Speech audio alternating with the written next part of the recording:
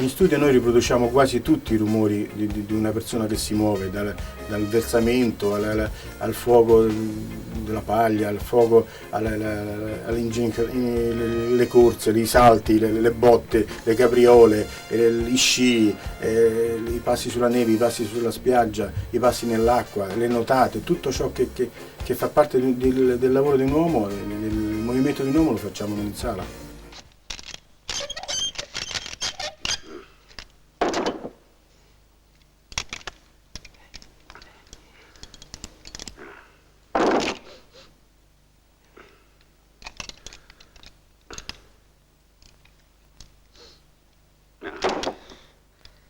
Pistole. Pistole. Pistole vere. Vedendo il signor Casciottolo fare il film di Sergio Leone, tutti quei cigoli, tutte quelle strane cose che lui faceva, con i cigoli, con le mani, con i piedi, con tutto, mi è venuto voglia di vedere, di imparare come si potesse fare questo lavoro, come si potesse ingegnare, perché era un genio vero. Casciottolo era forse il più grosso rumorista italiano, perciò da lui si imparava sempre, qualsiasi cosa lui faceva, non c'era sul tavolo, c'era un pezzo di carta, una bottiglia, una forchetta, faceva dei cigolini stupendi. Nel film del Leone tutti i primi cigolini dei primi 5 minuti, 6 minuti del film sono tutti suoi, tutti fatti così, con le mani e con la forchetta.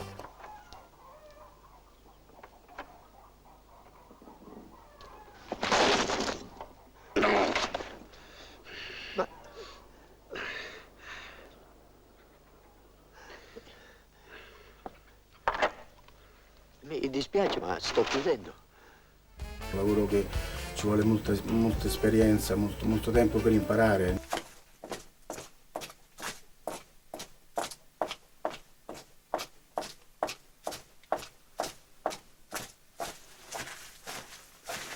Le difficoltà sono quelle di andare in sync con i passi, con i movimenti del personaggio, perché il personaggio, ognuno di noi, quando cammina, quando si muove, ha un ritmo che bisogna prendere al volo, subito, perché sennò il film non lo fai, perché sennò il film non viene bene.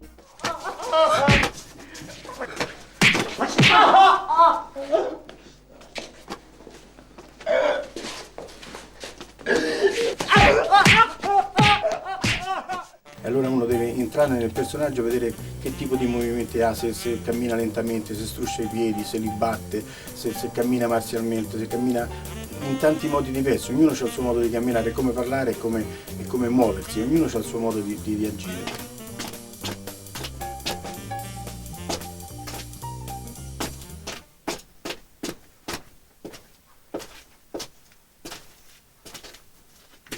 La difficoltà maggiore di un umorista è capire che cosa esce dal microfono, cioè la sonorità che il microfono ti può dare. Cioè un foglio di carta fatto così è un foglio di carta, ma se io lo faccio può sembrare un fuoco.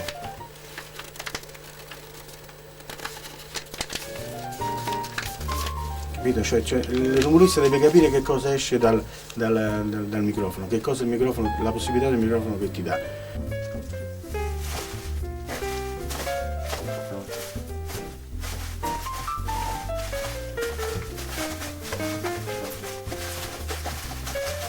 Cioè io l'erba non è che tutte le mattine vado a tagliare l'erba, invece io con il nastrino che usano i fonici, che usano, buttato per terra, faccio l'erba.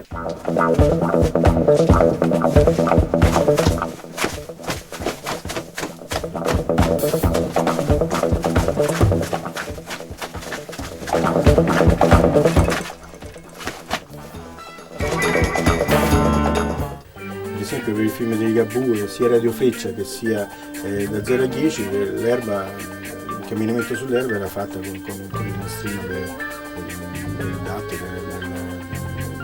del record. Venite a prendere le torte per la battaglia finale!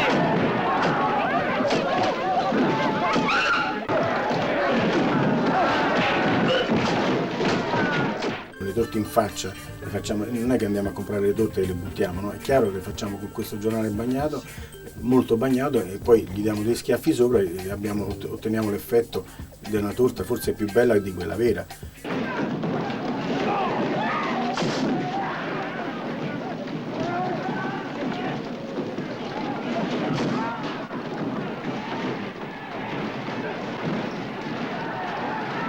Per esempio Ferreri per la Gran Buff voleva che io mangiassi veramente, io invece tante volte la torta la faccio col giornale bagnato e mi dà questa sensazione, invece lui ogni mattina mi faceva portare la torta, mi faceva portare da mangiare perché voleva l'effetto vero del mangiare. E allora ogni mattina, siccome l'abbiamo fatto a Parigi il film, a Parigi mi arrivava la torta, ogni mattina io a buffate vere mi facevo, perché lui voleva sempre che io mangiassi quella torta là, cioè per avere la sensazione vera del mangiare, della buffata, diciamo. Smetti. Adesso basta. Va bene così. Smetti. Altrimenti muori.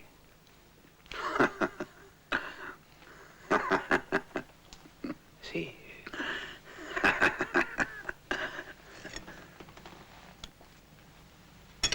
Anche l'acqua noi la facciamo in una bacinella così, tutte le nuotate, tutte le cose, non è che andiamo a mare a farle, cioè, abbiamo una bacinella molto grande piena di acqua e facciamo il movimento del personaggio, riuscendo magari a rendere molto più che non al mare, perché al mare ci sarebbe l'aria, ci sarebbe il vento, ci sarebbero i gabbiani e tutte altre cose.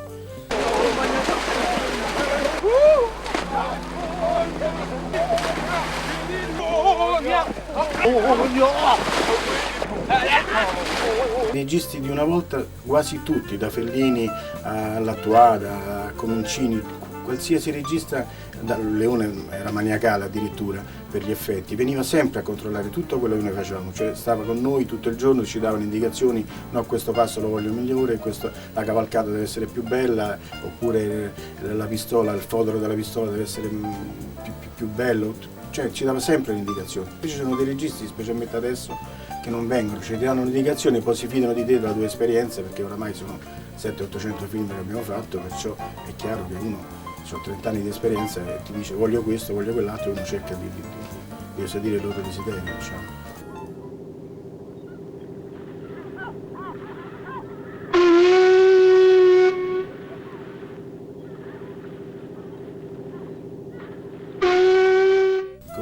Visconti abbiamo fatto La morte a Venezia di Luchino Visconti, sì, con Caciottolo, lo stavo ancora con Caciottolo, facevo l'aiuto di Caciottolo e mi ricordo benissimo di essere andato a Venezia a fare tutti i vaporetti, tutte le calle di Venezia all'epoca, perché lui voleva le cose perfette, era un perfezionista al 100%, e allora ci ha mandato 2 giorni, 3 giorni a Venezia a fare tutte l'ambientazione del film, tutta nuova, riprodotta in modo che rassomigliasse alla sua presa diretta al punto maggiore della qualità.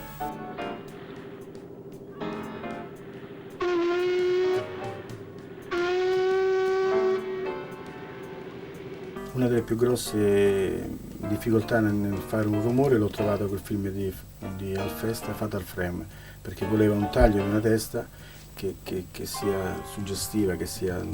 Allora abbiamo provato con i finocchi, abbiamo provato con le pezze calde, abbiamo provato con lo straccio bagnato, niente, a un certo punto abbiamo preso un cavolo di quelli bianchi, spaccandolo con un'accetta abbiamo trovato il suono, perché oltre a spaccare l'accettata, anche quando facevamo lo spaccamento del cranio si faceva tutto così, e così dopo 2-3 giorni di prove siamo riusciti a trovare questo effetto che è piaciuto tantissimo al regista.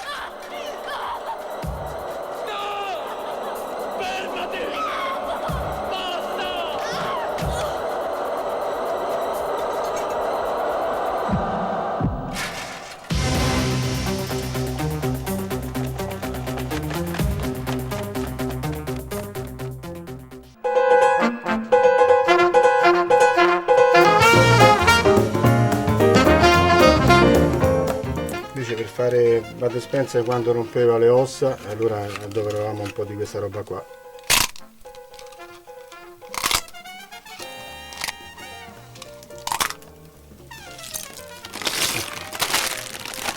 E basta, rigatoni. Si potrebbero fare pure la arrabbiata.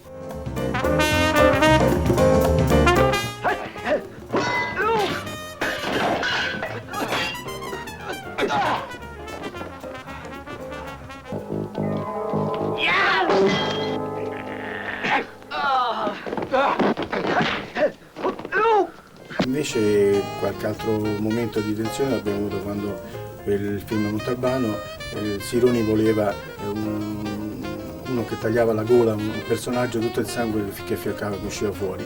pure là il sangue non è che si può fare solo con l'acqua, allora abbiamo dovuto adoperare il vino che è un po' più denso dell'acqua e c'era questo suono strano di sangue che è molto molto somigliante, diciamo.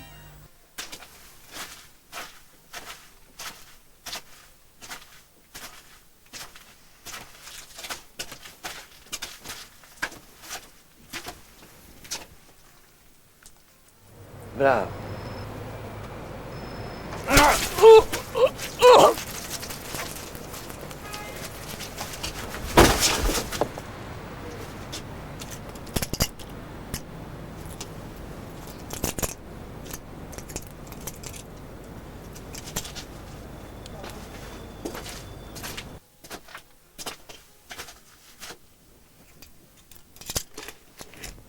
Siamo riusciti pure là a trovare un effetto, sempre cercando, sempre provando con l'olio, provando con tante altre cose, col sapone, con tante altre cose, invece poi col vino siamo riusciti a risolvere il problema.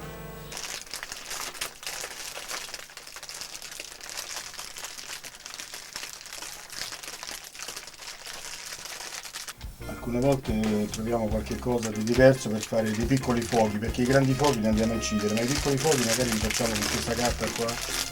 Adesso mi fa un po' scoppiettante.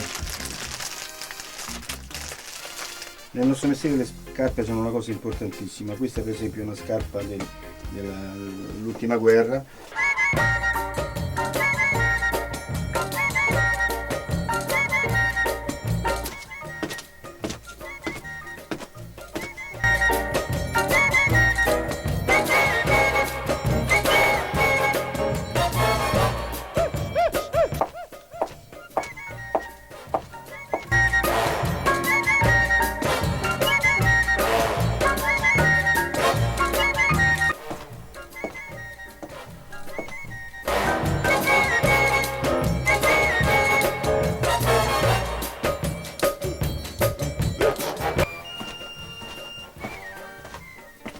Per il film Per l'Asca abbiamo dovuto fare tutte le fughe sui tetti degli ebrei e l'abbiamo fatto così.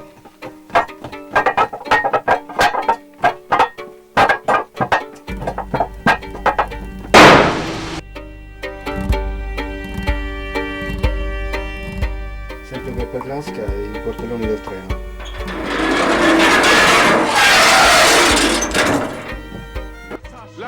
Zora, che piacere rivedervi. Presto salite sul camion.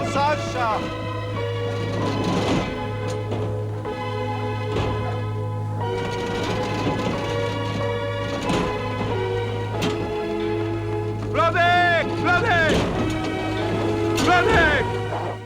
Il film dell'ultima generazione è quello che ha vinto l'Oscar ultimamente, Thomas Land, che il regista Denis Tamovic, mi pare che si chiami, voleva un'alba vera. E allora ogni mattina per 7-8 giorni siamo dovuti andare con il Nagra, con il Tascam a incidere quest'alba alle 3, alle 3 e mezza di mattina per avere quest'alba, cioè lui voleva il principio, come nasce il film, esce da una notte e quest'alba la voleva con gli uccellini, un uccellino solo, 2 uccellini, proprio che nasceva alba. E per 4-5 giorni di seguito siamo dovuti andare a fare queste albe cercando quella migliore, che poi abbiamo scelto per il film.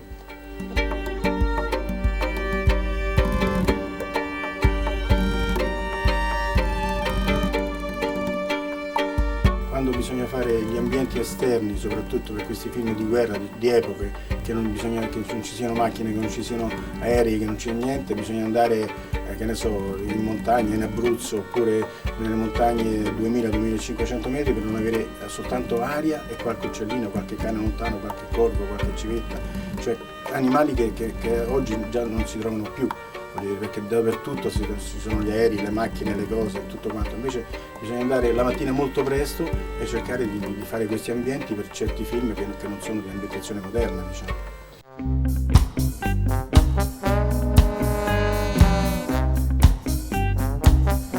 Uno dei film che mi ha portato maggiore difficoltà è stato al principio, diciamo, del lavoro il film Non uccidere la donna bianca di Ferreri, che c'erano 400-500 cavalli che passeggiavano per Parigi, perciò a farli tutti quanti abbiamo messo 7, 8, 10 colonne di effetti di cavalli in 2 persone per rendere il massimo dell'effetto, diciamo, per rendere il massimo della capacità.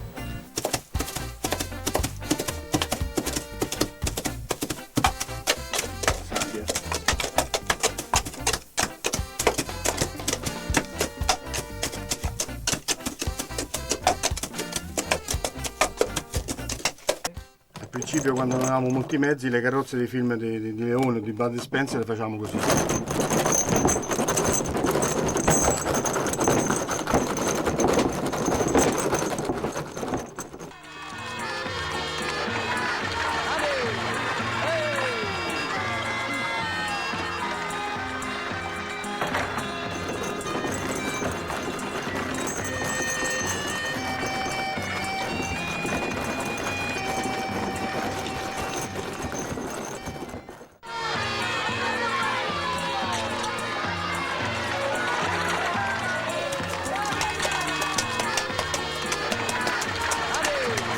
Quando uno va al cinema purtroppo perde il bello del cinema, perché va a vedere tante cose, va a vedere gli ambienti, va a vedere i rumori se sono giusti, va a vedere le frenate della polizia se sono troppe, se sono poche, le sirene se sono giuste dell'epoca, tante altre cose che un occhio non abituato come il nostro non ci fa caso per niente. Cioè come la gente, come il doppiatore per vedere il dialogo, se è in sync o no, così noi vediamo il sync dei passi oppure la qualità, la bellezza di un passo o no.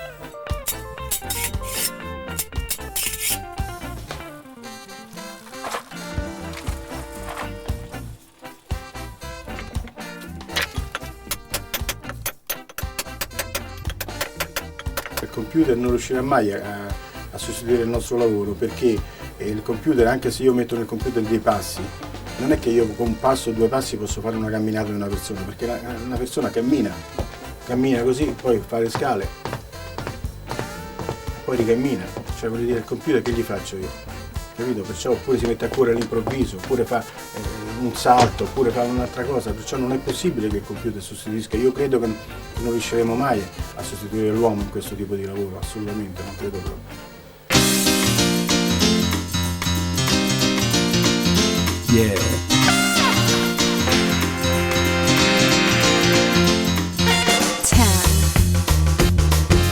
Kiss me on the lips.